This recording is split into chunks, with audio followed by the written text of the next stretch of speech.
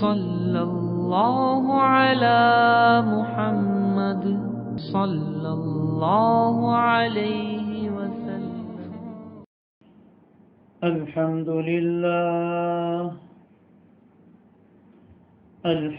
لله وكفى وسلام على عباده الذين اصطفى. أما بعد فأعوذ بالله من الشيطان الرجيم. بسم الله الرحمن الرحيم. إن الذين يتلون كتاب الله وأقاموا الصلاة وأنفقوا مما رزقناهم سرا وعلانية يرجون تجارة لن تبور ليوفيهم أجورهم ويزيدهم من فضله إنه غفور شكور. وقال النبي صلى الله عليه وسلم: من قام ليلة القدر إيمانا واحتسابا غفر له ما تقدم من ذنبه.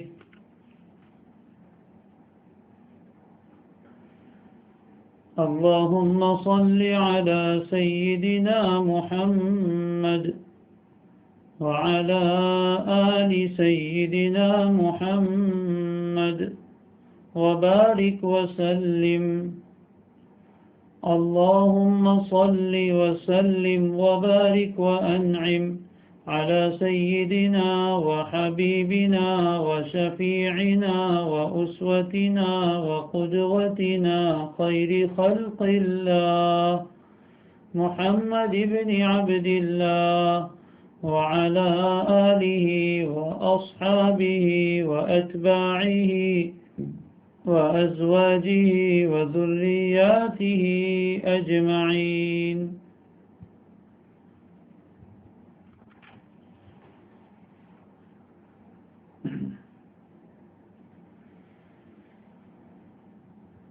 ایک بہت ہی عظیم مہمان جس کا ہم بہت شدت سے انتظار کر رہے تھے، اللہ تبارک و تعالی کے فضل سے، اس کی توفیق سے وہ ہمیں نصیب ہوا، اور دیکھتے ہی دیکھتے گنتی کے یہ چند دن ہمارے ہاتھوں سے نکل گئے، اور آج رمضان المبارک کے 28 دن پورے ہو گئے اور 29ویں رات شروع ہو چکی. اندازہ بھی نہیں تھا کہ اتنا جلدی رمضان المبارک گزر جائے گا. یہ بہت پیارا مہمان، بہت مبارک مہمان، بہت عظیم مہمان ہمارے پاس آیا، تھوڑے دن رہا اور اب بس جانے ہی کی تیاری کر رہا ہے. گویا کہ اس مہمان نے جانے کا سائرن بجا دیا ہے، کوچ کرنے کا نقارہ بج چکا ہے کہ اب رمضان جانے والا ہے. کچھ آخری لمحات اور آخری گھڑیاں باقی رہ گئی ہیں. اطلاع ابھی یہ ملی ہے کہ سعودیہ میں بھی چاند نظر نہیں آیا، اور کل وہاں انشاءاللہ 30 روزے مکمل ہوں گے. اللہ تبارک و تعالی کی ذات سے ہم یہی امید رکھتے ہیں کہ ہمارے یہاں بھی اللہ 30 دن مکمل کروائے، ایک دن ہمیں بھی زیادہ مل جائے. تو آج 29ویں رات ہے، بڑی مبارک رات ہے، آخری عشرے کی آخری طاق رات ہے، جن میں نبی اکرم صلی اللہ علیہ وسلم نے شب قدر کو بہت اہتمام کے ساتھ تلاش کرنے کی تلقین فرمائی، تاکید فرمائی۔ ان طاق راتوں میں آج آخری طاق رات ہے۔ اور حضرت ابو ہریرہ رضی اللہ تعالی عنہ کی ایک روایت میں یہ بات موجود ہے کہ لیلۃ القدر 27ویں یا 29ویں رات میں ہوتی ہے، اور اس میں مزید یہ اضافہ ہے کہ اس رات میں روئے زمین پر فرشتے کنکروں کی تعداد سے بھی زیادہ ہوتے ہیں۔ تو ہو سکتا ہے کہ آج کی رات اللہ تعالیٰ نے شب قدر کی رات بنائی ہو، اس لیے ہم ہرگز غفلت نہ کریں۔ اللہ کے وہ پیارے بندوں اور بندیوں جنہوں نے پورا رمضان محنت کر کے گزارا اور آخری عشرے کی راتوں میں جاگ جاگ کر عبادت کی، کہیں ایسا نہ ہو کہ ان آخری 1-2 راتوں میں غفلت ہو جائے اور وہی رات شب قدر ہو تو خسارے کا سودا ہو جائے گا۔ اللہ تعالیٰ دنیا آخرت کے خسارے سے ہماری حفاظت فرمائے۔ بہرحال رمضان المبارک بس جانے ہی کے قریب ہے۔ اس موقع پر چند باتیں ذکر کرنے کا ارادہ ہے۔ اللہ تبارک و تعالی سمجھنے کی اور عمل کرنے کی توفیق عطا فرمائے۔ سب سے پہلی بات تو یہ ہے کہ جب رمضان ختم ہونے کے قریب ہوتا ہے، ختم ہوتا ہے، اس موقع پر اللہ تبارک و تعالی کی طرف سے ایک اور عبادت ہماری طرف متوجہ ہوتی ہے، اور اللہ کا ایک اور حکم ہمارے پاس آ جاتا ہے۔ اس کا نام صدقۃ الفطر ہے۔ صدقۃ الفطر، یہ جس طرح اللہ تعالیٰ نے مالداروں کے اوپر زکوٰۃ فرض کی ہے سال میں 1 مرتبہ، اسی طرح رمضان المبارک جب ختم ہو جائے تو عید الفطر کے دن مال کی ایک خاص مقدار ادا کی جاتی ہے، اس کو صدقۃ الفطر کہتے ہیں۔ یہ بھی کچھ مخصوص مسلمانوں پر، مخصوص مال کی مقدار رکھنے والے لوگوں پر فرض کیا ہے۔ یہ بہت بڑی عبادت ہے، بہت عظیم عبادت ہے۔ نبی اکرم صلی اللہ علیہ وسلم نے زکوٰۃ الفطر اور صدقۃ الفطر کو امت کے مالداروں پر فرض کیا ہے، اور اس کے 2 مقصد بیان فرمائے۔ صدقۃ الفطر کا پہلا مقصد یہ ہے کہ رمضان کے روزوں میں اور عبادتوں میں جو کمی کوتاہیاں ہو جاتی ہے، اللہ تعالیٰ صدقۃ الفطر کی برکت سے ان کمی کوتاہیوں کو معاف کر دیتے ہیں۔ ہم سب جانتے ہیں کہ ہمارے روزے کیسے ہیں۔ بھوکے پیاسے تو الحمدللہ ہم رہے ہیں، لیکن جن جن گناہوں سے رمضان کے روزوں میں بچنا تھا وہ ہم خود جانتے ہیں کہ ہم کتنا بچے۔ زبان کی کتنی حفاظت ہوئی، آنکھوں کی کتنی حفاظت ہوئی، اور کانوں کی کتنی حفاظت ہوئی، اور کیا کیا گناہ ہم سے ہو گئے، کیسی کیسی سوچ ہم نے روزے کی حالت میں اپنے دل و دماغ میں رچائے بسائے رکھی۔ تو یہ جو کمی کوتاہیاں ہو گئی اور روزے میں کچھ آگے پیچھے ہو گیا اور دوسری عبادتوں میں کچھ کمی کوتاہی ہو گئی، تو صدقۃ الفطر کی برکت سے اللہ تبارک و تعالی ان کمی کوتاہیوں کو معاف کر دیتے۔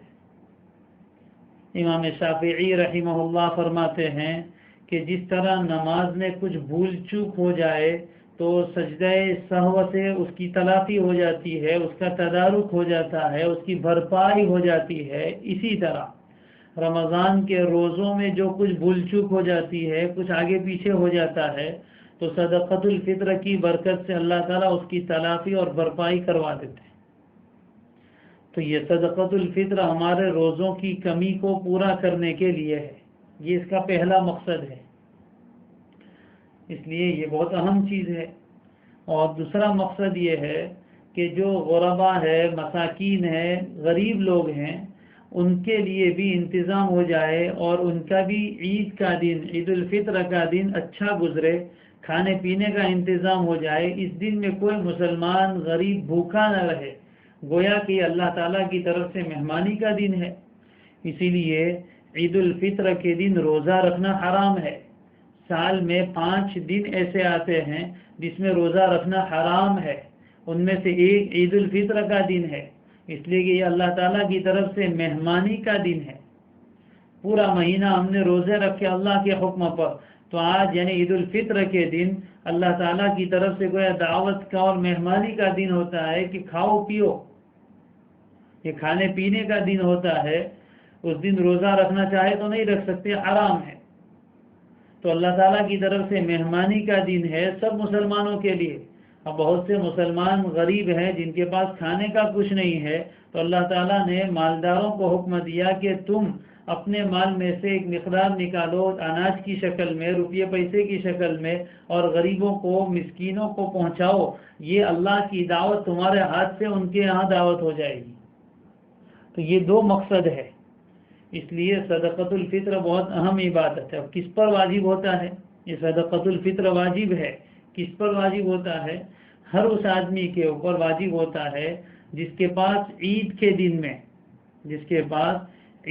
دن میں اپنی ضرورت سے زائد کوئی بھی مال، چاہے روپیہ پیسہ ہو، سونا چاندی ہو، کپڑے کی شکل میں ہو، برتنوں کی شکل میں ہو، یا کسی اور شکل میں ہو، ضرورت سے زائد اتنی مقدار میں مال موجود ہو جو نصاب کو پہنچ جائے. یعنی ہمارے یہاں 612 گرام چاندی کی قیمت آج کل 25-30 ہزار کے درمیان ہوا کرتی ہے. اتنی مقدار مال جس کسی کے پاس اپنی ضرورت سے زائد ہے، اس آدمی کے اوپر صدقۃ الفطر واجب ہو جاتا ہے. اس مال کے اوپر سال کا گزرنا بھی ضروری نہیں ہے. وہ مال سونا چاندی اور تجارت کا ہی ہو یہ بھی ضروری نہیں ہے. عام طور پر ایک غلط فہمی ہے لوگوں میں کہ یہ لوگ یوں سمجھتے ہیں کہ جس کے اوپر زکوٰۃ فرض ہوتی ہے اسی پر صدقۃ الفطر بھی فرض ہوتا ہے. حالانکہ ایسا نہیں ہے. بہت سے انسان ایسے ہیں جن پر زکوٰۃ فرض نہیں ہوتی لیکن صدقۃ الفطر واجب ہو جاتا ہے. اس لیے کہ زکوٰۃ کے لیے تو مخصوص مال ہے، سونا چاندی یا روپیے پیسے. آج کل کے زمانے میں روپیے پیسے یا تجارت کا مال، بزنس کے لیے جو مال ہے وہ مال میں ہی زکوٰۃ فرض ہوتی ہے. یا جانور وغیرہ ہے تو، اور اس میں بھی سال جب گزر جائے، 1 سال تک وہ مال کی مقدار باقی رہے تب جا کر زکوٰۃ فرض ہوتی ہے. لیکن صدقۃ الفطر میں یہ ضروری نہیں ہے کہ سونا چاندی ہی ہو یا روپیے پیسے ہی ہو یا تجارت کا مال ہی ہو. یہ ضرورت سے زائد کچھ بھی چیزیں، چاہے گھر میں رکھے ہوئے وہ برتن ہیں جو استعمال میں نہیں آتے، شوکیس میں صرف رکھ چھوڑے ہیں، سال ہر سال سے کبھی استعمال نہیں ہوئے. وہ بڑے بڑے تپیلے ہیں گھر میں رکھے ہوئے جو کبھی استعمال نہیں ہوتے. وہ بیوی جہیز میں بہت سارا سامان لے کر آئی تھی اور وہ کبھی استعمال نہیں ہوتا ہے، ایسے ہی رکھ چھوڑا ہے. یا ایسے کپڑے ہیں ضرورت سے زائد جس کو پہنتے نہیں ہیں. بیوی کا ویڈنگ ڈریس گھر میں رکھا ہوا تھا 30,000 روپئے کا، وہ ایک دن پہنا اس کے بعد کبھی پہننے کی نوبت نہیں آئی. تو اس طرح کی جو ضرورت سے زائد چیزیں ہیں، علماء نے بہت ساری چیزوں کو، ٹی وی وغیرہ کو بھی اس میں شامل کیا ہے کہ وہ ضرورت کی چیز نہیں ہے، اس کی قیمت ملاؤ تو اتنی مقدار کو پہنچ جاتی ہے. تو ایسے آدمی کے اوپر صدقۃ الفطر بھی واجب اور اس کے لیے زکوٰۃ لینا بھی حرام. تو صدقۃ الفطر ایسے آدمی پر واجب ہوتا ہے عید کے دن ادا کرنا، عید کی نماز سے پہلے. لیکن علماء فرماتے ہیں کہ بہتر یہ ہے کہ عید سے 1-2 دن پہلے ہی دے دے، تاکہ عید کے دن میں ان غربا اور مساکین کے لیے چیزوں کا انتظام کرنا آسان ہو جائے. کتنا دینا ہے؟ تو اس سلسلے میں اصل تو یہ ہے کہ گیہوں سے اگر دینا چاہے تو 2.25 کلو گیہوں ہوتے ہیں. 2.25 کلو گیہوں تقریباً، اس سے کچھ کم ہے لیکن احتیاطاً 2.25 کلو کہتے ہیں. 2.25 کلو گیہوں اگر کوئی اناج کے ذریعے سے دینا چاہے تو وہ بھی دے سکتا ہے، اور اس کی قیمت ادا کرنا چاہے تو وہ بھی ادا کر سکتا ہے. یا جو دینا چاہے تو اس کا ڈبل یعنی 3.5 کلو. گیہوں کی مقدار کم ہے، اس کے علاوہ کسی چیز سے دینا چاہے تو اس کی مقدار ڈبل ہے. جو ہے تو 3.5 کلو. کھجور کے ذریعے سے دینا چاہے تو وہ بھی دے سکتے ہیں 3.5 کلو. یا کشمش جو کالی دراک ہوتی ہے اس کے ذریعے سے دینا چاہے تو وہ بھی 3.5 کلو ہے.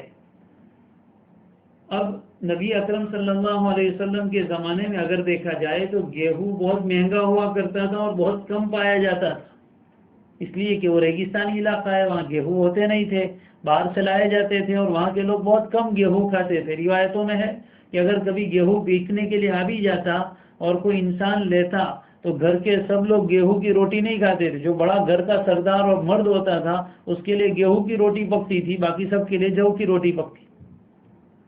تو گیہوں بہت اس زمانے میں مہنگا بھی تھا اور کم ملتا تھا، اس لیے گیہوں کی مقدار کم رکھی گئی. اور کھجور تو وہاں کثرت سے ہوتی تھی، کھجور کے باغات تھے، اس لیے اس کی مقدار ڈبل ہے، 3.5 کلو. جو زیادہ پایا جاتا تھا اور سستا تھا، اس لیے 3.5 کلو. اور اسی طرح کشمش جو ہے لال دراک ہے یا کالی دراک ہے وہ 3.5 کلو. لیکن اب معاملہ الٹ گیا، گیہوں سستا ہو گیا اور دوسری چیزیں مہنگی ہو گئی. اب گیہوں کے ذریعے سے اگر کوئی آدمی صدقۃ الفطر ادا کرتا ہے تو اس کی قیمت تو بہت کم بنتی ہے. بعض لوگوں نے 50 روپے 60 70 80 روپے تک نکالا ہے اس کی قیمت کو. اب ہم سمجھ سکتے ہیں کہ 50 70 80 روپے میں کیا ہوتا ہے. ہم اپنے گھر میں ایک ایک وقت کا کھانا کھاتے ہیں، کئی 100 روپے اس پر خرچ کرتے ہیں، 1000 روپے خرچ کرتے ہیں.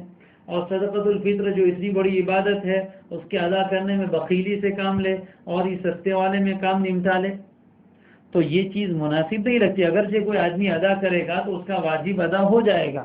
اگر غریب آدمی ہے تو وہ گیہوں کی مقدار قیمت کے ذریعے سے بھی ادا کر سکتا ہے. لیکن اللہ نے مال دیا ہے اور فراوانی دی ہے تو کوشش یہ کرے کہ ہم ذرا اعلیٰ قسم کا صدقۃ الفطر دیں، اس لیے کہ اس میں ہمارا ہی فائدہ ہے، اس میں ہمارا ہی فائدہ ہے.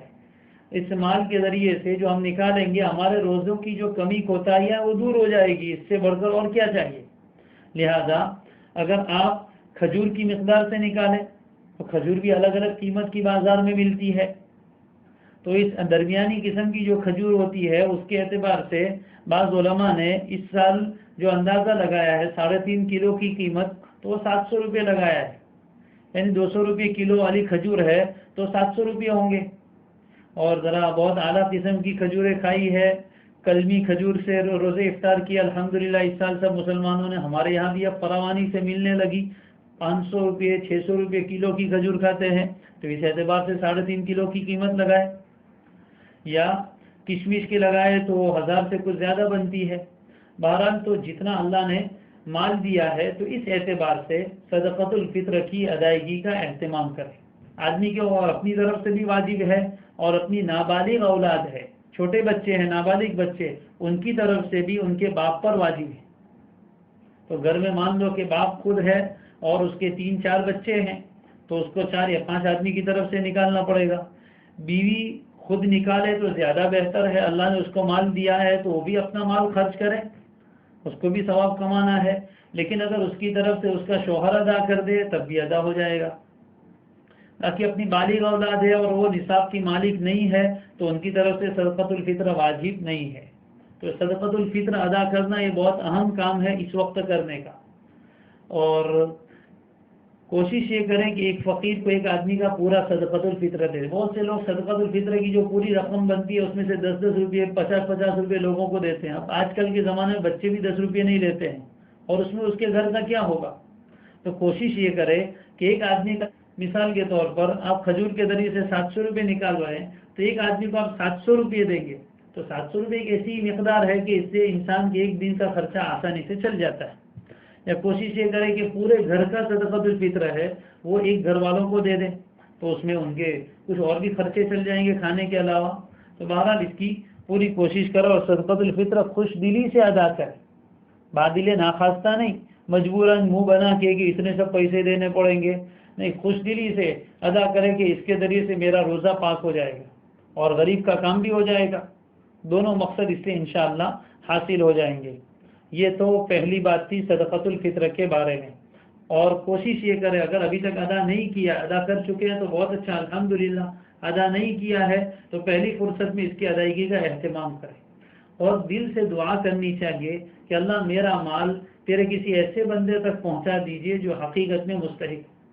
یقین جانیے، تجربے کی بنیاد پر کہتا ہوں کہ آپ اگر یہ دعا کریں گے اللہ سے تو اللہ تعالیٰ آپ کا مال حقیقت میں مستحق آدمی تک پہنچائیں گے، کسی ایسے آدمی تک پہنچائیں گے جو واقعتاً اس کا مستحق تھا.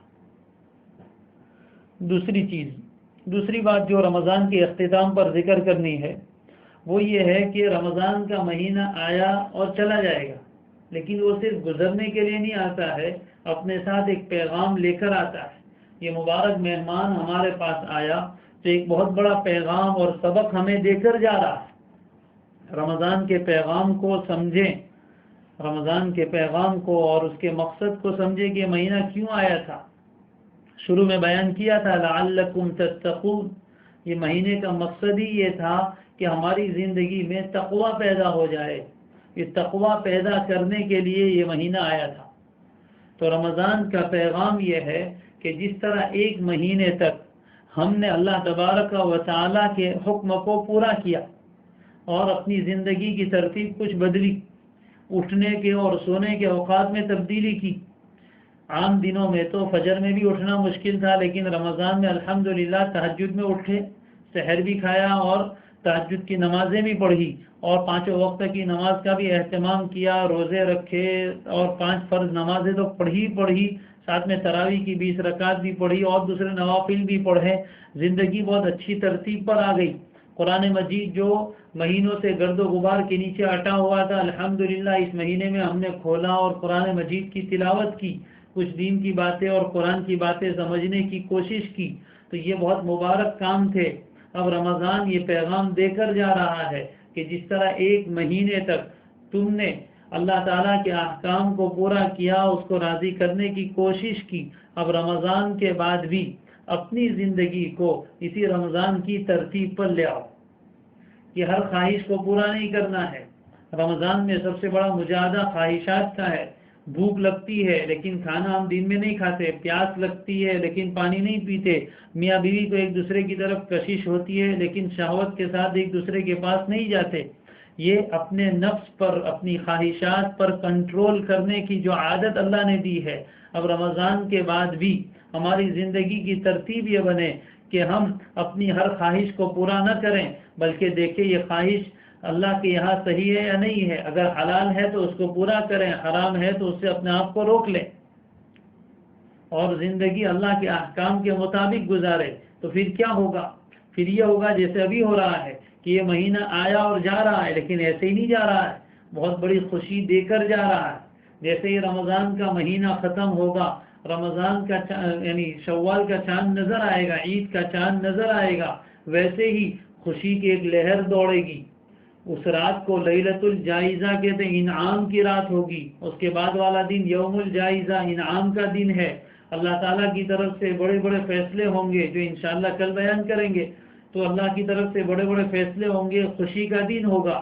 تو جس طرح جو آدمی رمضان کا مہینہ پابندی کے ساتھ گزارتا ہے اور اللہ تعالیٰ کے احکام کے مطابق گزارتا ہے، رمضان کے ختم ہونے پر اس کو اتنی بڑی خوشی اللہ کی طرف سے ملتی ہے کہ مغفرت کا پروانہ ملتا ہے، بخشے بخشائے اللہ تعالیٰ اس کو گھر لوٹاتے ہیں۔ اسی طرح جو انسان اپنی زندگی کو رمضان کی ترتیب پر گزارتا ہے اور پابندیوں کے ساتھ گزارتا ہے، زندگی کے ہر مرحلے میں، ہر کام میں، ہر شعبے میں حلال اور حرام کی تمیز کرتا ہے، تو جس دن زندگی ختم ہوگی، جس دن زندگی ختم ہوگی، اس دن وہ عید کا دن ہوگا، وہ اللہ کی دید کا دن ہوگا، وہ سب سے زیادہ خوشی کا دن ہوگا۔ جس دن زندگی ختم ہوگی، موت کا دن سب سے زیادہ خوشی کا دن ہوگا۔ جس طرح رمضان کے ختم ہونے پر عید کا دن، خوشی کا دن آتا ہے، اسی طرح زندگی کے ختم ہونے پر عید اور خوشی کا دن آئے گا۔ تو یہ رمضان کا پیغام ہے۔ تیسری بات، رمضان المبارک کا مہینہ جب ختم ہونے کے قریب آ جائے اور ختم ہونے لگے اور رخصت ہونے لگے تو اس کو ہم کیسے رخصت کریں؟ رمضان کے مہینے کو کیسے رخصت کریں؟ اس موقع پر ہمارے دل کی کیفیت کیا ہونی چاہیے؟ تو اس بات کو اچھی طرح سمجھ لیں۔ لوگوں کے دل کی عجیب کیفیت ہے، بعض لوگ انتہائی غمگین ہے اور بعض لوگ گویا خوشی منا رہے ہیں۔ تو ہمارے دل کی کیفیت رمضان کے اختتام پر کیسی ہونی چاہیے اور رمضان کو ہم کیسے رخصت کریں؟ جب رمضان کا مہینہ ختم ہونے لگے اور چاند رات آنے لگے، یعنی چاند کا موقع آ جائے، غروب کا وقت آئے، تو بہت اچھی حالت میں ہم رمضان کو رخصت کریں۔ جیسے کسی معزز مہمان کو رخصت کرنے کے لیے ہم اس کے ساتھ چلتے ہیں اور بہت خوشی کے ساتھ اس کو گلے ملتے ہیں اور معانقہ کرتے ہیں، مصافحہ کرتے ہیں اور اس کے بعد اس کو خوشی خوشی رخصت کرتے ہیں۔ ایک طرف اس کو رخصت کرنے کی خوشی بھی ہوتی ہے، دوسری طرف اس کی جدائی کا غم بھی ہوتا ہے۔ ٹھیک اسی طرح رمضان المبارک کا یہ مبارک مہینہ ہم سے رخصت ہونے لگے تو ایک طرف تو دل میں غم کی کیفیت ہو کہ کیا رمضان کی نعمتیں تھی وہ سب ہم سے رخصت ہو رہی ہے، وہ سحر کی نورانیت اور وہ افطار کی برکت اور وہ تراویح کی خوشبو اور مہک اور وہ تلاوت کا نور اور وہ سجدوں کی لذت اور وہ نمازوں میں اللہ کے سامنے کھڑا ہونا اور وہ دعاؤں میں اللہ کے سامنے رونا اور وہ مناجات کی لذت، یہ سب چیزیں ہم سے رخصت ہو رہی ہے۔ اس بات پر ذرا دل میں جدائی کا غم بھی ہو، لیکن اس کے ساتھ ساتھ ایک طرح کی خوشی بھی ہو کہ اللہ تبارک و تعالی نے یہ مبارک مہینہ عطا فرمایا اور اس میں ہمیں انواع و اقسام کی نعمتوں سے نوازا۔ اللہ تعالیٰ نے توفیق دی نمازوں کی، روزوں کی، تلاوت کی، ذکر و اذکار کی، دعاؤں کی، دین کی باتیں سننے اور سنانے کی۔ یہ جو اللہ تعالیٰ نے نعمتیں دی اور اس پر اللہ کی طرف سے جو انعام ہوا کہ پہلا عشرہ رحمت کا، دوسرا مغفرت کا، تیسرا جہنم سے خلاصی کا، اور اس میں اللہ تعالیٰ نے جنتوں کے دروازے کھول دیے، یہ جو نعمتیں ملی ان نعمتوں کے اور انعامات کے ملنے پر خوشی بھی ہو کہ آج اللہ ہم سے خوش ہو گئے اور اللہ تعالیٰ ہمیں مغفرت کا پروانہ دے رہے ہیں، اللہ تعالیٰ اپنی رحمتوں کی بارش برسا رہے ہیں، تو اس اعتبار سے دل میں خوشی بھی ہو، دونوں طرح کی کیفیت ہو۔ غم اتنا زیادہ بھی نہ ہو کہ آدمی عید کی خوشی بھی نہ منائے اور اس قدر بھی خوشی نہ ہو کہ جانے کا کوئی غم بھی نہ ہو۔ ہاں رخصت تو ہونا ہی ہے، کوئی چیز دنیا میں ہمیشہ رہنے والی نہیں ہے، جب ہم ہمیشہ رہنے والے نہیں ہے، کوئی وقت ہمیشہ نہیں رہتا ہے، تو رمضان بھی ایک ٹیمپرری ٹائم کے لیے آیا تھا، ایام معدودات، وہ گنے چنے چند دن ہی تھے، شروع میں ہی کہہ دیا تھا کہ کوئی بہت لمبا پیریڈ نہیں ہے، یہ چند گنے چنے دن ہے جو آئے ہیں، اس کو تو گزرنا ہی تھا، گزر گیا۔ اب جو کیفیت ہوئی اس پر ہمارے دل کی دو طرح کی کیفیت ہونی چاہیے۔ اپنی طرف سے جو کمی کوتاہیاں ہوئی اس پر اللہ تعالیٰ سے معافی مانگے، جو کمی کوتاہیاں ہو گئی جیسی اس کی قدردانی کرنی چاہیے تھی وہ ہم سے نہیں ہوئی تو ہم اس پر اللہ کے سامنے ندامت کے ساتھ، شرمندگی کے ساتھ معافی مانگے اور اس کے سامنے توبہ استغفار کریں اور اللہ تعالیٰ سے اس کے فضل کا سوال کریں کہ مولا جو کرنا چاہیے تھا وہ تو نہیں ہوا، لیکن پھر بھی ہم آپ کی رحمت سے مایوس نہیں ہیں، آپ کی رحمت سے نا امید نہیں ہے، وہ تو کریم رب ہے۔ توبہ کرنے پر، ندامت کے آنسو بہانے پر عمل کیے بغیر بھی اجر و ثواب دے سکتا ہے۔ جہاں وہ اپنے نیک بندوں کو اور نیکیاں کرنے والوں کو نوازے گا، ہم جیسے کمی کوتاہی کرنے والوں کو بھی انشاءاللہ وہ محروم نہیں رکھے گا۔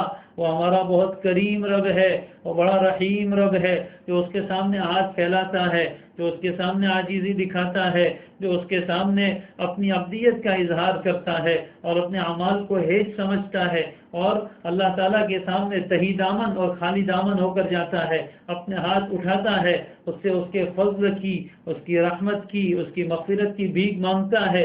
رب تعالیٰ ہمارے اعمال کے محتاج نہیں ہے، وہ بندے کو اس پر بھی نواز دیتے ہیں۔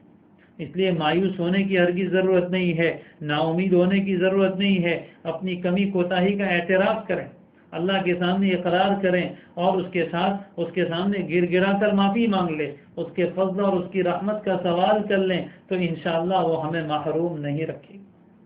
اور جو اللہ تعالیٰ نے عبادتوں کی توفیق دی اس پر اس کا شکر بجا لائے کہ مولا میرا کوئی کمال نہیں تھا، تو نے ہی توفیق دی اور تیری ہی توفیق سے یہ سب کچھ ہوا۔ الحمدللہ الذی ہدانا لہذا وما کننا لنہتدی لولا ان ہدانا اللہ۔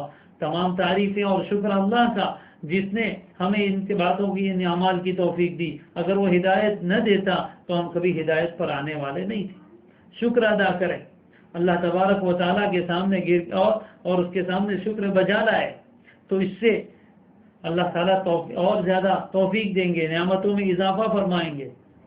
یہ دونوں طرح کی ملی جلی کیفیت ہو، اپنے اعمال پر غرور نہ ہو، عجب اور خود پسندی نہ ہو، کسی دوسرے کو حقیر نہ سمجھے، یہ سب چیزیں انسان کی نیکیوں کو ضائع کر دیتی ہیں۔ بہت ڈرنے کی ضرورت ہے، اعمال تو کر لیے، اب ان اعمال کی حفاظت کرنی ہے، کہیں ایسا نہ ہو کہ ہمارے ان اعمال کے نتیجے میں کچھ نیکیاں کرنے کی توفیق مل گئی اور قرآن مجید کی کچھ تلاوت زیادہ کر لی تو ہم اپنے آپ کو بہت پارسا اور بہت نیک سمجھنے لگے۔ اپنے دل میں عجب پیدا ہو جائے، خود پسندی، اپنے آپ کو اچھا سمجھے، دوسروں کو حقیر سمجھنے لگے، یہ جذبہ نہ آنے پائے، اللہ کی نظر سے گر جائیں گے۔ اگر نیکی کرنے کے بعد آدمی اپنے آپ کو بہت اونچا سمجھنے لگے، نیکی کرنے پر خوشی ہونا ایک الگ چیز ہے، اللہ کی توفیق پر خوشی منانا کہ مولا آپ کا احسان ہے، آپ نے توفیق دی، تو یہ تو شکر گزاری ہے۔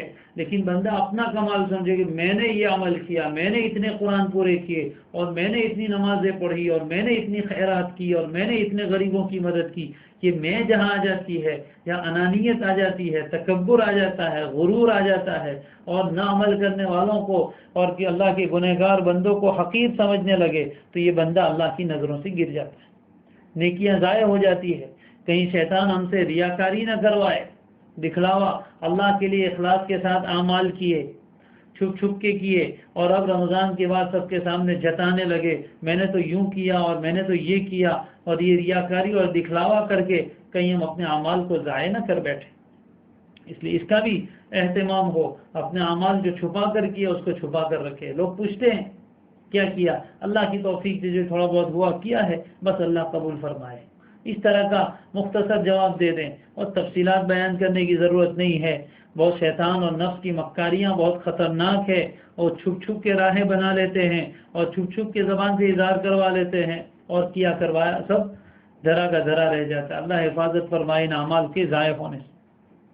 اس لیے اس مہینے کو بہت اچھی حالت میں رخصت کرے، جب چاند دیکھنے کا وقت آ جائے، غروب کا وقت آ جائے آخری روزے کا، تو اس وقت بہت اچھی حالت ہو، باوضو حالت میں ہو، عبادت میں ہو، تلاوت میں ہو، دعا میں ہو، استغفار میں ہو، درود پاک پڑھ رہے ہو، دل میں اس کی جدائی کا غم ہو، اور ایک طرف اللہ کی رحمتوں کے ملنے کی خوشی ہو۔ اس حال میں وہ مہمان ہمارے پاس سے جائے کہ وہ بھی ہم سے خوش ہوں اور ہم بھی اس سے خوش ہوں۔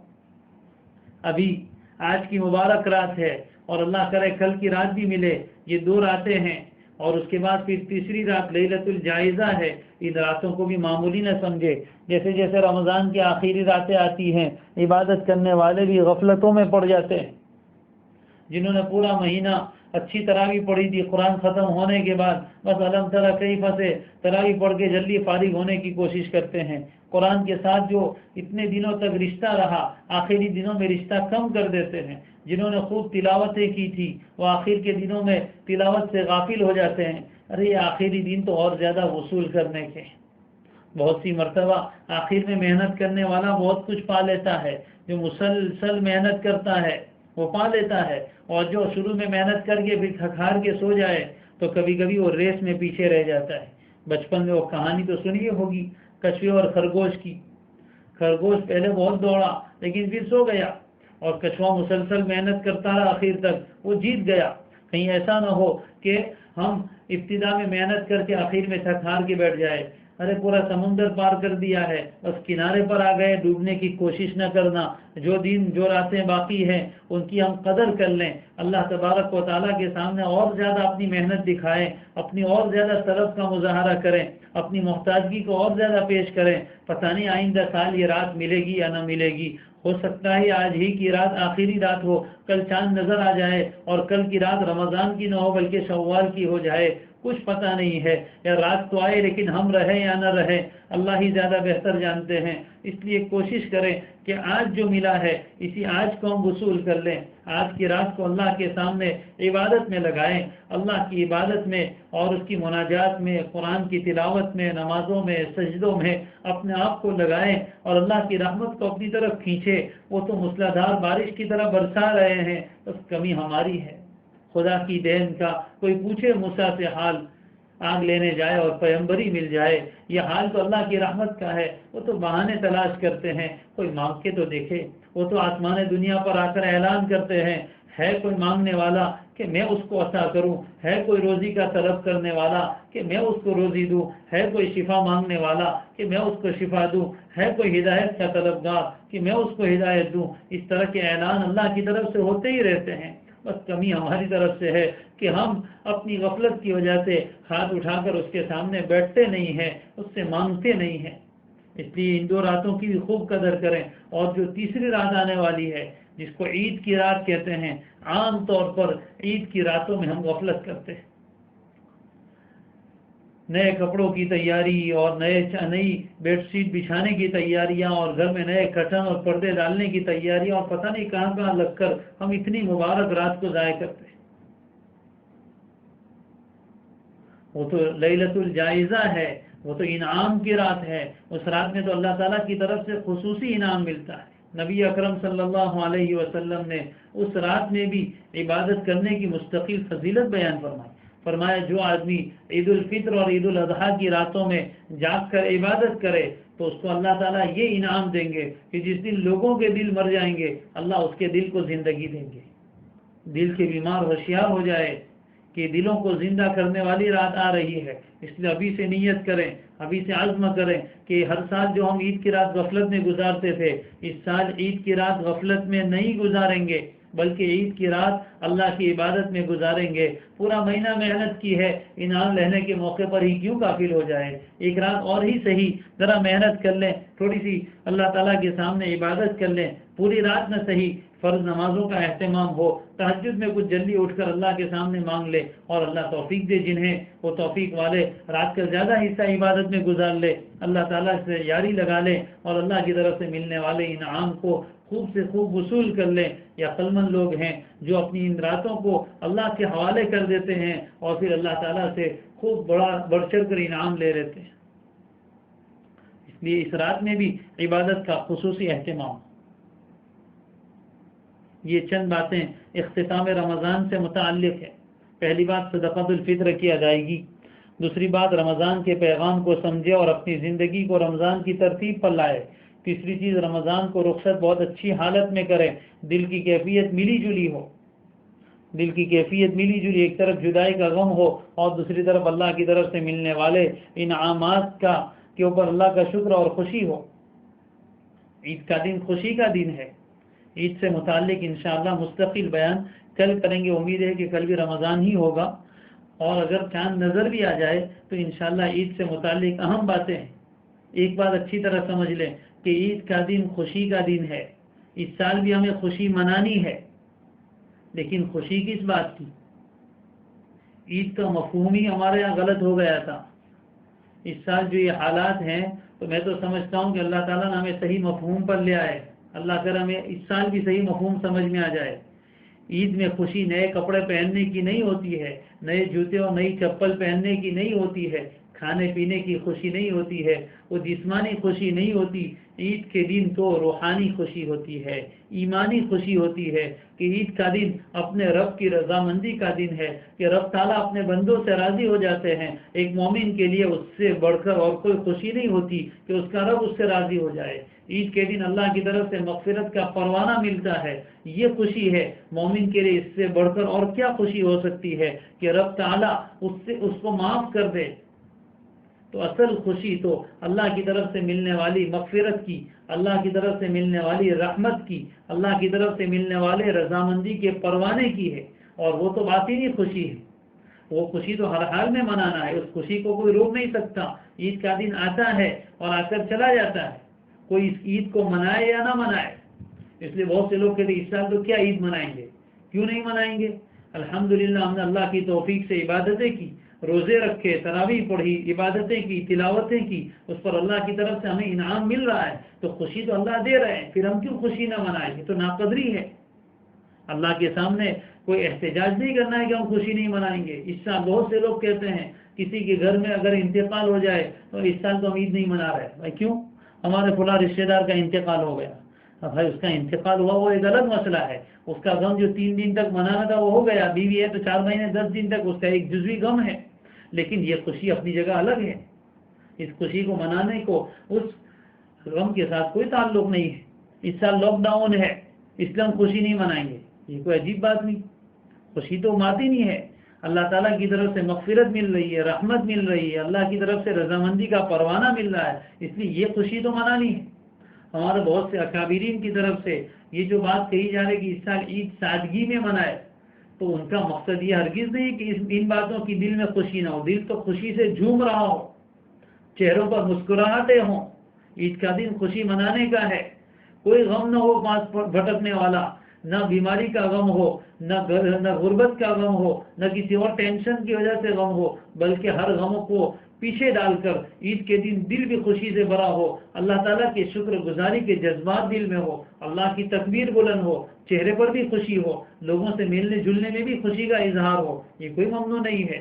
ہمارے اکابرین جو فرما رہے ہیں کہ اس سال عید سادگی میں منائی جائے، وہ جو کہہ رہے ہیں اس کا مطلب یہ ہے کہ ہر سال جو ہمارے یہاں اتنا اہتمام ہوتا ہے نئے کپڑوں کا اور بازار میں گھومنے پھرنے کا اور ایک دوسرے کے یہاں جانے کا اور جاب در جاب ٹولے کے ٹولے جو نکلتے ہیں اور ایک ادھر ادھر جو گھومنے پھرنے کا ماحول ہے، حالانکہ حقیقت میں اس کا عید کی خوشی سے کوئی تعلق ہے ہی نہیں، لیکن یہ لوگوں نے جو رسوم رواج بنا رکھے ہیں کہ قیمتی سے قیمتی کپڑے لائے جائیں گے اور قیمتی سے قیمتی جوتے لائے جائیں گے اور ادھر ادھر گھومنے پھرنے کی ساری جگہوں کو آباد کیا جائے گا، ان چیزوں سے منع کیا جا رہا ہے کہ وہ سب منانے کی ضرورت نہیں ہے، وہ تو کسی سال بھی ضرورت نہیں ہے، اس سال نہیں، آئندہ سالوں میں بھی اس کی ضرورت نہیں ہے، لاک ڈاؤن ہو یا نہ ہو، اس کا عید کی خوشی سے کوئی تعلق نہیں۔ عید کی خوشی تو باطنی ہے، ہاں اس میں اپنے بھائیوں سے ملاقات ہو اور ایک دوسرے کے دل ملے ہوئے ہو، لوگوں کو معاف کیا جائے، لوگوں کے ساتھ خوشی سے ملا جائے، ٹوٹے ہوئے رشتوں کو جوڑا جائے، والدین کو منایا جائے۔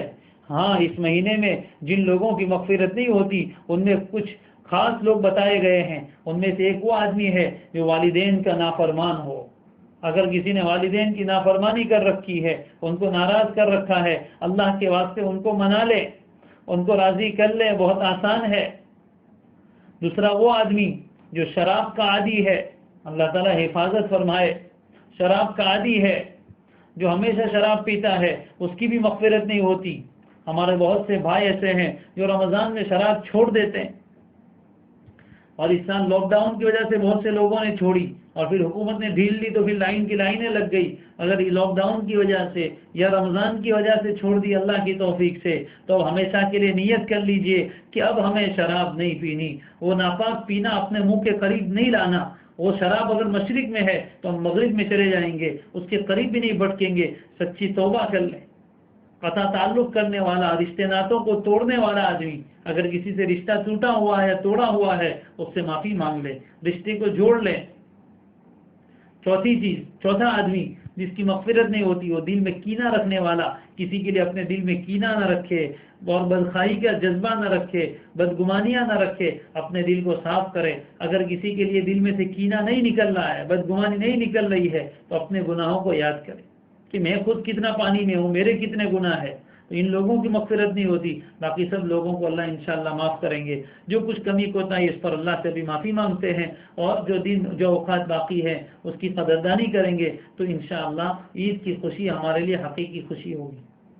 اس لیے آئندہ کل بھی انشاءاللہ عید کے متعلق کچھ اہم باتیں ہیں وہ ذکر کریں گے۔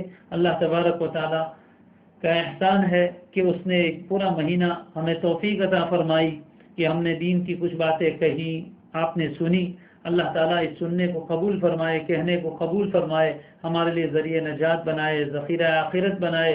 اللہ تبارک و تعالیٰ اس کو ہمارے لیے حجت بنائے، ہمارے خلاف حجت نہ بنائے۔ نہ کہنے والے کا کوئی کمال، نہ سننے والے کا کوئی کمال، اللہ ہی کی توفیق ہے۔ اس نے ایسے اسباب مہیا کیے کہ کس جگہ بیٹھ کر بات کہی جا رہی ہے اور کہاں کہاں بیٹھ کر سنی جا رہی ہے۔ آپ نے اپنا قیمتی وقت نکال کر سنا۔ اللہ تعالیٰ آپ سب کو جزائے خیر عطا فرمائے، اللہ آپ کی ساری مرادیں پوری فرمائے، اللہ تعالیٰ آپ کی سب پریشانیوں کو، الجھنوں کو دور فرمائے۔ جو باتیں کہی اور سنی گئی اللہ اس کو مفید بنائے، زندگی میں اتارنے کی توفیق عطا فرمائے، عمل کی توفیق عطا فرمائے۔ اللہ نے چاہا تو یہ سلسلہ آئندہ بھی کسی صورت میں جاری رہے گا۔ اللہ تعالیٰ ہم سب کو خیر کی باتیں سننے والا، کہنے والا، پہنچانے والا بنائے۔ وآخر دعوانا ان الحمد للہ رب العالمین۔ دعا کریں۔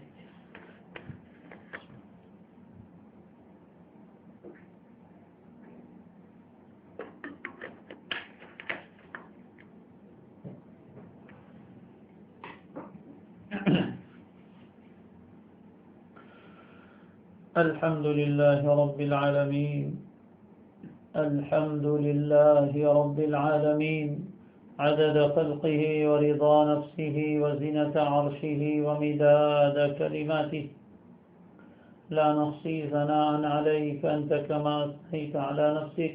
يا ربي صل وسلم دائما أبدا على حبيبك خير الخلق كلهم. جزا الله عنا سيدنا وحبيبنا وشفيعنا محمدا بما هو أهله. ربنا ظلمنا أنفسنا وإن لم تغفر لنا وترحمنا لنكونن من الخاسرين رب اغفر وارحم وأنت خير الراحمين رب اغفر وارحم وتجاوز عما تعلم إنك أنت الأعز الأكرم ربنا آتنا في الدنيا حسنة وفي الآخرة حسنة وقنا عذاب النار ربنا هب لنا من أزواجنا وذرياتنا قرة أعين واجعلنا للمتقين إماما رب ارحمهما كما ربياني صغيرا ربي زدني علما اللهم انفعنا بما علمتنا وعلمنا ما ينفعنا وزدنا ربنا علما اللهم إنك عفو تحب العفو فاعف عنا اللهم إنك عفو تحب العفو فاعف عنا اللهم إنك عفو تحب العفو فاعف عنا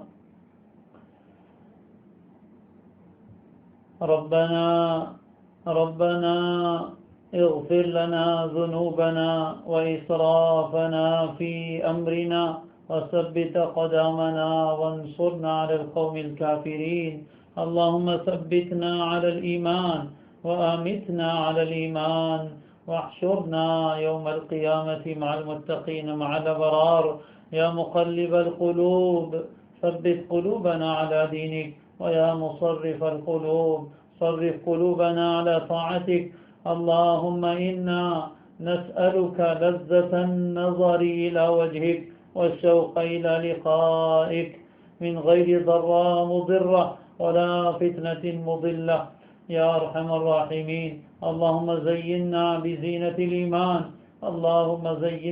بزينة الإيمان وأكرمنا بالتقوى اللهم أغننا بالعلم وزينا بالحلم وأكرمنا بالتقوى وجملنا بالعافية اللهم إنا نعوذ بك من منكرات الأخلاق والأعمال والأهواء والأدواء اللهم إنا نعوذ بك من البرص والجنون والجذام وسيء الأسقام يا أرحم الراحمين اللهم يا كبير يا سميع يا بصير يا من لا شريك له ولا وزير له يا خالق الشمس والقمر المنير ويا عصمة البائس الخائف المستجير ندعوك دعاء البائس الفقير كدعاء المضطر الضرير دعاء من خضعت لك رقبته وفاضت لك عبرته وذل لك جسمه ورغم لك أنفه اللهم لا تجعلنا بدعائك شقيا وكن بنا رؤوفا رحيما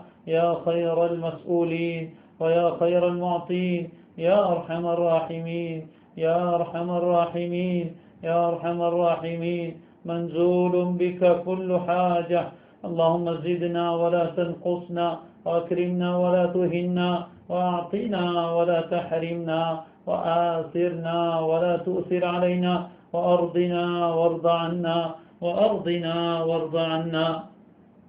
لا إله إلا الله الحليم الكريم سبحان الله رب العرش العظيم والحمد لله رب العالمين نسألك موجبات رحمتك وعزائم مغفرتك والغنيمة من كل بر والسلامة من كل اسم لا تدع لنا ذنبا إلا غفرته ولا هما إلا فرجته ولا ضرا إلا كشفته ولا مريضا إلا شفيته ولا مبتلا إلا عافيته ولا مسحورا إلا نجيته ولا ممسوسا إلا نجيته ولا حاجة من حوائج الدنيا إلا قضيتها ويسرتها وأعنتنا على قضائها يا أرحم الراحمين اللهم أحسن عاقبتنا في الأمور كلها وأجرنا من خزي الدنيا وعذاب الآخرة اللهم إنا نعوذ بك من الكفر والفقر اللهم إنا نعوذ بك من الكفر والفقر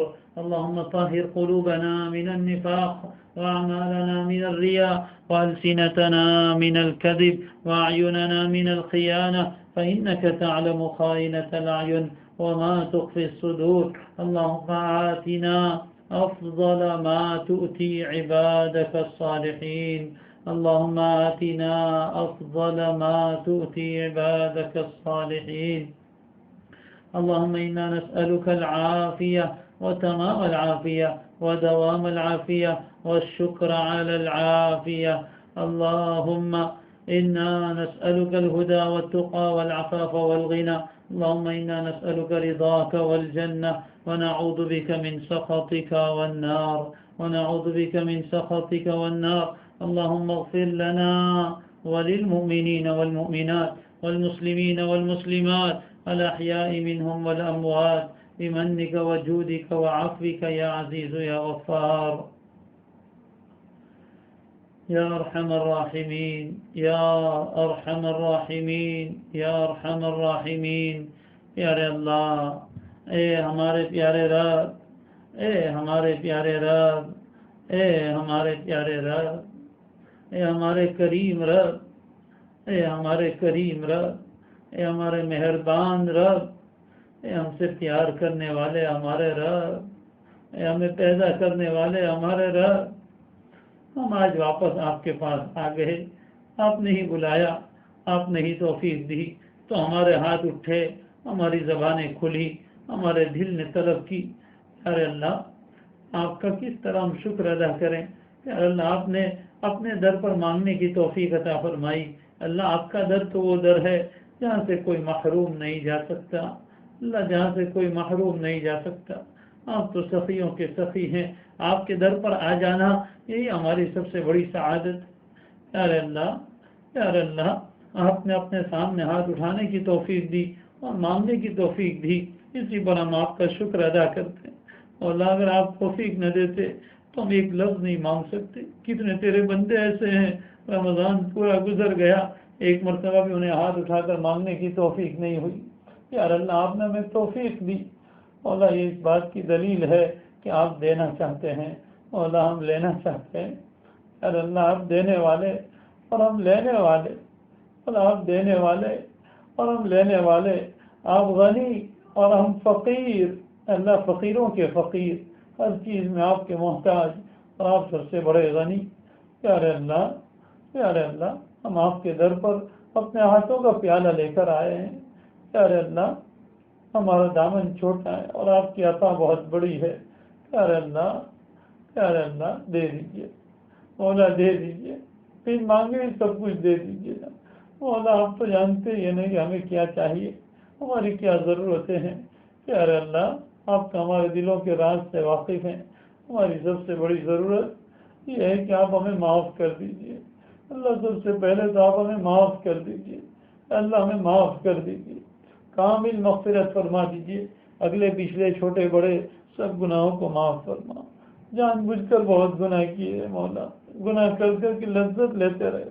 یار اللہ، آپ کی نہ سونے والی آنکھیں دیکھتی رہی، پھر بھی ہم نے گناہ کیے۔ اللہ، آپ ہمارے سب گناہوں سے واقف، یار اللہ معاف کر دیجئے نا مولا۔ آپ معاف کر دیں گے تو معاملہ یہی نمٹ جائے گا، آگے نہیں بڑھے گا نا۔ یار اللہ، نمٹا دیجئے نا مولا، مولا معاف کر دیجئے، مولا معاف کر دیجئے، آپ ہمارے گناہوں کے گواہ ہیں۔ یار اللہ، معاف کر دیجئے مولا، گناہوں کے اثرات بھی مٹا دیجئے، اعمال نامے سے بھی مٹا دیجئے، بلکہ ان کو نیکیوں سے بدل دیجئے۔ اللہ، فرشتوں کو بھی بلا دیجئے، جن جگہوں پر ہم نے گناہ کیے اللہ ان جگہوں کو بھی بلا دیجئے۔ یار اللہ، یار اللہ، جب کبھی اپنے گناہوں کو سوچتے ہیں اللہ، ہمیں خود اپنے آپ سے نفرت ہونے لگتی ہے کہ ہم کتنے گنہگار ہیں۔ یار اللہ، معاف کر دیجئے، پچھلے گناہوں کو بلا دیجئے مولا، آئندہ گناہوں سے بچا بھی لیجئے، نیکیوں کی رغبت عطا فرما، گناہوں کی نفرت عطا فرما، ہماری، ہمارے والدین کی، اساتذہ و مشائخ کی، بیوی بچوں کی، بھائی بہنوں کی، دوست احباب کی، محبین متعلقین کی اور پوری امت مسلمہ کی کامل مغفرت فرما دیجئے۔ اے اللہ، آج مبارک رات ہے، اے اللہ 29ویں شب رمضان کے آخری تاثرات، اللہ تیرے بندے، تیرے توفیق یافتہ بندوں اور بندیوں نے شب قدر کی بڑی تلاش کی، راتوں کو جاگ جاگ کر گزارا۔ یار اللہ، ہم سے تو کچھ نہیں ہوا، یار اللہ ہم قدردانوں کے ساتھ ساتھ ہمیں بھی شب قدر کی نعمت سے مالا مال فرما دیجئے۔ اللہ اس میں آپ جو خاص رحمتیں اتارتے ہیں وہ ہمارے دلوں میں اتار دیجئے، اے اللہ ایسی اتار دیجئے جو کبھی نہ نکلے۔ پیارے اللہ ہمیں اپنی محبت عطا فرما، اپنی معرفت عطا فرما، اپنا تعلق عطا فرما، اپنے رضائے دائمی عطا فرما۔ پیارے اللہ ہمیں ایسا بنا دیجئے جیسا آپ کو پسند ہے، جیسا آپ دیکھنا چاہتے ہیں، اللہ عافیت کے ساتھ بنا دیجئے۔ مولا قدم قدم پر رہنمائی فرما، دستگیری فرما۔ اے اللہ ہم چاہیں نہ چاہیں ہماری پیشانی کے بال پکڑ کر ہمیں صحیح راستے پر چلا دیجئے، گناہوں کی طرف اٹھتے ہوئے قدموں کو روک لیجئے، گناہوں کی طرف اٹھنے والی نگاہوں کو جھکا دیجئے، گناہوں کی طرف اٹھنے والی زبان کو روک دیجئے۔ مولا گناہوں کی طرف خیالات جانے لگے تو ہٹا دیجئے۔ پیارے اللہ برے گناہوں کی طرف لے جانے والے لوگوں اور دوستوں سے ہماری حفاظت فرما، ایسی محفلوں سے حفاظت فرما۔ اے اللہ نیک لوگوں کی صحبت عطا فرما، تیرے سچے بندوں کا ساتھ عطا فرما۔ اے اللہ تیرے نیک بندوں کے دل میں ہمارے لیے شفقت پیدا فرما، ہمارے دل میں تیرے نیک بندوں کے لیے محبت پیدا فرما۔ اللہ ہمارے مشائخ کے فیض سے ہمیں مستفیض فرما۔ اے اللہ تیرے نیک بندوں کے فیض سے ہمیں مستفیض فرما، ہمارے دلوں کو ان کے دل کے ساتھ جوڑ دیجئے، دل سے دل کو راہ بنا دیجئے۔ پیارے اللہ رحمت کا معاملہ فرما، اے اللہ رحمت کا معاملہ فرما۔ ہمارے والدین کے بڑھاپے پر رحم فرما، ہر طرح کی بیماریوں سے انہیں نجات عطا فرما۔ اے اللہ انہیں صحت عافیت عطا فرما، ان کی کمزوریوں کو قوتوں سے تبدیل فرما۔ پیارے اللہ ان کے ایمان میں، اعمال میں، قرب میں خوب عافیت کے ساتھ ترقی عطا فرما، بڑھاپے میں ان کے رزق کو کشادہ فرما۔ پیارے اللہ ہمیں ان کی خدمت کرنے کی سعادت عطا فرما، اللہ ہمیں ان کا دل خوش کرنے والا بنا۔ پیارے رب رحمت کا معاملہ فرما دیجیے، اے اللہ رحمت کا معاملہ فرما دیجیے۔ جو بیمار ہیں انہیں شفا عطا فرما۔ اے اللہ بیماریاں بڑی نہیں ہے، آپ کی شفا بہت بڑی ہے۔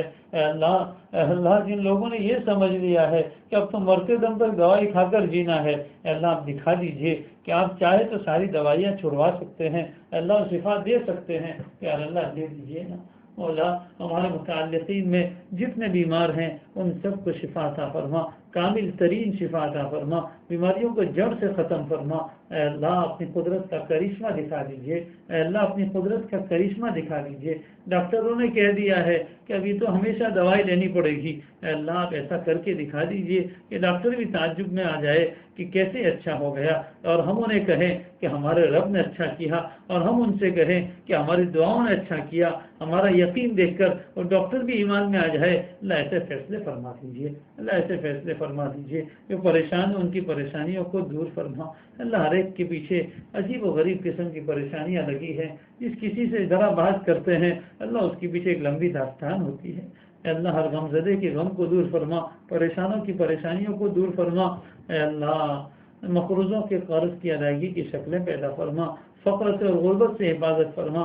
پیارے اللہ اس لاک ڈاؤن کے زمانے میں تیرے اچھے اچھے بندے اے اللہ کسی سے مانگنے پر مجبور ہو گئے، اے اللہ ہمتیں ٹوٹ رہی ہے، اے اللہ یقین ڈاؤں ڈول ہو رہا ہے۔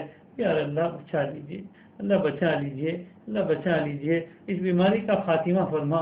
اے اللہ اس کو اٹھا لیجیے مولا، آپ نے بھیجی ہے، آپ ہی اٹھا سکتے ہیں۔ دنیا کے انسانوں کو آپ کے سامنے جھکنے کی توفیق عطا فرما۔ ابھی بھی کچھ بیوقوف اس سے مقابلے کی باتیں کر رہے ہیں، پیارے اللہ انہیں سمجھا دیجیے، اللہ انہیں سمجھا دیجیے کہ آپ سے مقابلہ نہیں کیا جا سکتا، آپ کے سامنے تو سرنڈر ہوا جاتا ہے۔ اللہ ہم اپنے آپ کو آپ کے سامنے جھکاتے ہیں، اور ہم اعتراف کرتے ہیں دنیا کی ساری ترقیاں بیکار ہے، میڈیکل سائنس کی ساری چیزیں بیکار ہے، اللہ کوئی آپ سے نہیں لڑ سکتا، جب تک آپ نہ سجائے وہاں تک کوئی اس کی دوائی نہیں نکال سکتا۔ مولا اپنے فضل سے اٹھا لیجئے، ان بیوقوفوں کی وجہ سے اور ان ظالموں کی وجہ سے اللہ آپ کے ایمان والے بندوں کو تکلیف میں مت ڈالیے۔ اللہ غریب لوگ پریشان ہیں، اے اللہ بے گھر بے در ہو گئے ہیں، بھٹک رہے ہیں، اے اللہ عافیت کا معاملہ فرما دیجیے، اللہ عافیت کا معاملہ فرما دیجیے۔ اے اللہ جو بے نکاح ان کے لیے نیک سارے جوڑے مہیا فرما۔ اے اللہ جن کے نکاح ہو چکے ہیں نیک سارے اولاد عطا فرما، جن کی اولاد ہے ان کی اولاد کو ان کا مطیع و فرما بردار، آنکھوں کی ٹھنڈک، دل کا سرور اور امیدوں سے بڑھ کر بنا دیجیے۔ پیارے اللہ پیارے اللہ پیارے اللہ ہمیں توفیق دے دیجیے۔ رمضان تو کل گزر جائے گا، اے اللہ پھر واپس ہم پہلے کی جیسے نہ ہو جائیں۔ اے اللہ رمضان کے بعد بھی اے اللہ ہمارے دلوں پر اچھے اثرات باقی فرما دیجیے، ہمیں اپنا بنا کے رکھیے۔ اللہ جس طرح رمضان میں آپ نے اپنا بنایا اور عبادتوں کی توفیق دی، رمضان کے بعد بھی فرائض کا اہتمام کرنے والا بنا، سنن نوافل کی پابندی کرنے والا بنا۔ اے اللہ آپ کے ایک ایک حکم کو عمل کرنے کی توفیق عطا فرما۔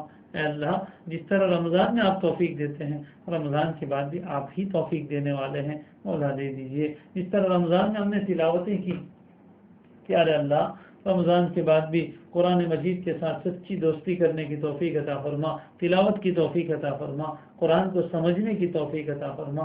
پیارے اللہ ہم سب کو اخلاق حسنہ سے مزین فرما، اخلاق رذیلہ سے حفاظت فرما، ایمان و یقین سے، اسلام و طاعت سے، تسلیم و رضا سے، صبر و شکر سے، قناعت سے، اے اللہ تواضع سے، انکساری سے، خشوع و خضوع سے ہم سب کو مالا مال فرما۔ اللہ اخلاق رذیلہ سے ہماری حفاظت فرما، اخلاق رذیلہ سے حفاظت فرما، کفر و شرک سے، شقاق و نفاق سے، اے اللہ ریاکاری سے، دکھلاوے سے، عجب سے، خود پسندی سے، بخیلی سے، لالچ سے، شوق سے، طمع سے، اے اللہ غیبت سے، کینہ سے، حسد سے، بغض سے، بہتان سے، ہر طرح کی برائیوں سے ہماری حفاظت فرما، ظاہری اور باطنی برائیوں سے ہمیں محفوظ فرما۔ پیارے اللہ پیارے اللہ پیارے اللہ مہینہ جا رہا ہے، پیارے اللہ اس کی جدائی پر ہمیں جو افسوس ہونا چاہیے دل میں کوئی افسوس نہیں ہے۔ پیارے اللہ افسوس بھی عطا فرما، خوشی بھی عطا فرما کہ آپ کی طرف سے انعام ملنے والا ہے۔ یقیناً ہمارے اعمال تو اس قابل ہے کہ اس وقت کچھ نہ ملے، لیکن مولا آپ تو کریم ہیں، آپ تو کریم ہیں۔ اے اللہ جہاں آپ اپنے نیک بندوں کو نوازیں گے، اللہ ہمیں بھی ان کے ساتھ محروم نہ فرما، ہمیں بھی ان کے ساتھ عطا فرما۔ اللہ کسی سخی کے در پر بہت سے فقیر ساتھ آ جائے، وہ سخی کچھ فقیروں کو تو دے اور کچھ کو نہ دے، اللہ اس کو بھی شرم آتی، وہ سب کو دیتا ہے یا سب کو نہیں دیتا۔ پیارے اللہ جہاں آپ اپنے نیک بندوں کو دے اور ہمیں محروم کرے، اللہ ہمارے دل ٹوٹ جائیں گے۔ آپ صرف نیکوں کے رب تو نہیں ہیں، ہم بروں کے بھی تو آپ ہی رب ہیں، اللہ ہم بھی آپ ہی کو رب مانتے ہیں۔ اللہ دے دیجئے، ہم نے دیکھا ہے گھر میں باپ کچھ پھل فروٹ لاتا ہے، اے اللہ اپنے فرما بردار بندوں کو، بچوں کو جہاں دیتا ہے وہ اپنے نافرمان بچے کے لیے بھی رکھ چھوڑتا ہے، ماں چپکے سے اس کو دے دیتی ہے۔ پیارے اللہ ہم آپ کے نافرمان ہیں، لیکن ہمیں محروم نہ کیجیے گا، اللہ آپ نہ دیں گے تو کوئی دینے والا نہیں ہے۔ پیارے اللہ اپنے فضل سے، محض اپنے فضل سے عطا فرما دیجئے۔ اس رمضان کو ہماری زندگی کا انقلابی رمضان بنا دیجئے، زندگیوں میں حسین تبدیلی پیدا فرما دیجئے، ہدایت و استقامت عطا فرما دیجئے۔ پیارے اللہ جو مانگا وہ بھی عطا فرما، جو مانگنے سے رہ گئے وہ بھی عطا فرما۔ ہم میں سے ہر ایک کے دل میں بہت سی جائز مرادیں ہیں، بہت سی پریشانیاں ہیں، وہ آپ کے علاوہ کسی کے سامنے نہیں کہہ سکتے اور مولا دل میں رکھ کر سہ بھی نہیں سکتے۔ پیارے اللہ آپ ہر ایک کے دل کے راز سے واقف ہے، ہم سب کی جائز مرادیں پوری فرما اور اللہ ہم سب کی پریشانیوں کو دور فرما۔ تیرے نیک بندوں کی دعاؤں میں ہمارا حصہ شامل فرما، ہماری دعاؤں میں ان کو حصہ عطا فرما۔ اے اللہ اپنے نیک بندوں کی محبت عطا فرما، اپنے دشمنوں کی دشمنی عطا فرما، مظلوموں کی حمایت فرما، ظالموں کے ہاتھوں کو روک لیجئے۔ اے اللہ اس ملک میں اسلام کی، شاعر اسلام کی اور مسلمانوں کی حفاظت فرما۔ جو لوگ شاعر اسلام پر حملہ کر رہے ہیں ایسے لوگوں سے زمین کو پاک فرما۔ پیارے اللہ مسلمانوں کو غیرت ایمانی عطا فرما، جرأت ایمانی عطا فرما، شجاعت ایمانی عطا فرما، حق کا بول بالا فرما، باطل کا منہ کالا فرما، حق کی بات لے کر اٹھنے کی توفیق عطا فرما۔ پیارے اللہ ہماری دعاؤں کو اپنے فضل سے قبول فرما لیجئے۔ وصلی اللہ تعالی علی خیر خلقہ محمد وآلہ وصحبہ اجمعین برحمتک یا ارحم الراحمین۔